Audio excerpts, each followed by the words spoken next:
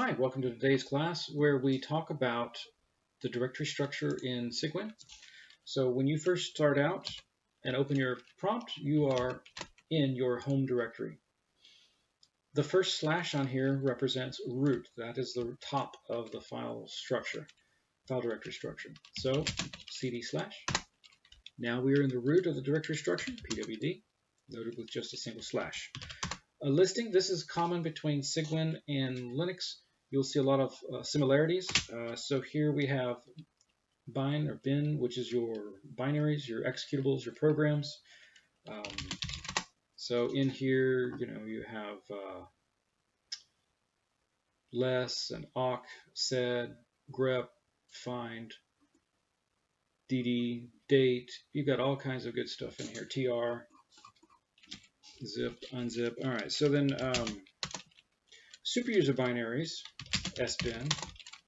So these are things that requires administrative privileges, such as working with the hard drive, such as FSCK or MKFS, which is to format, and fdisk, which is also to do the disk partitions.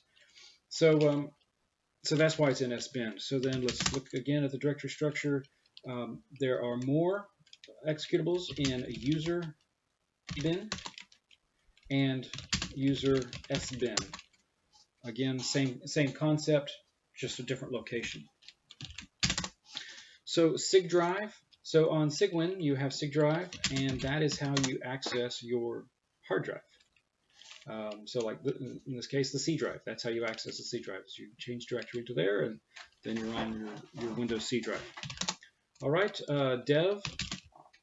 Those are special block or character devices which tie into physical devices on your system. There's a lot more on a Linux system. There's less on a Cygwin system. etc is the extended tool chest. That is where all your system configuration files reside, things that affect all users. If they're personal configuration files, then they'll be in your home directory.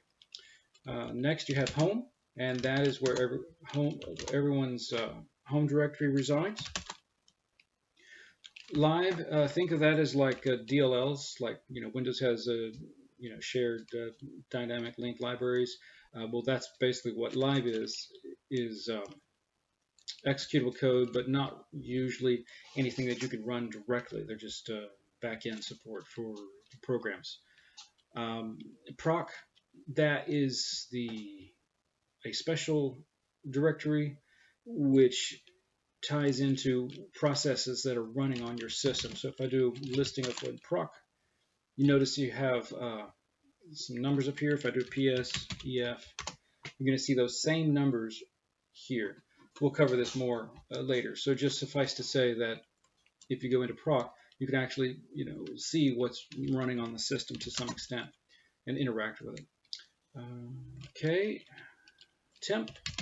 Temp, don't expect anything that you put in temp to last very long. Usually on system reboots, items in temp often get wiped out.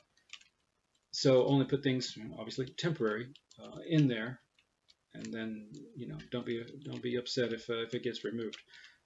User. This also, as we mentioned, or should have mentioned, is user bin and user sbin. Again, it's other executables, just like the ones I mentioned in bin and sbin. Additionally, in here, when you install programs, most of the contents of the support files for those programs will get installed here and in live. Next, you have var. So in var, you will have log files and anything that changes a lot would be in the var directory. Okay. Well, that's it for the directory structure, and hope you enjoy the video, learned a lot, and plan for the next one.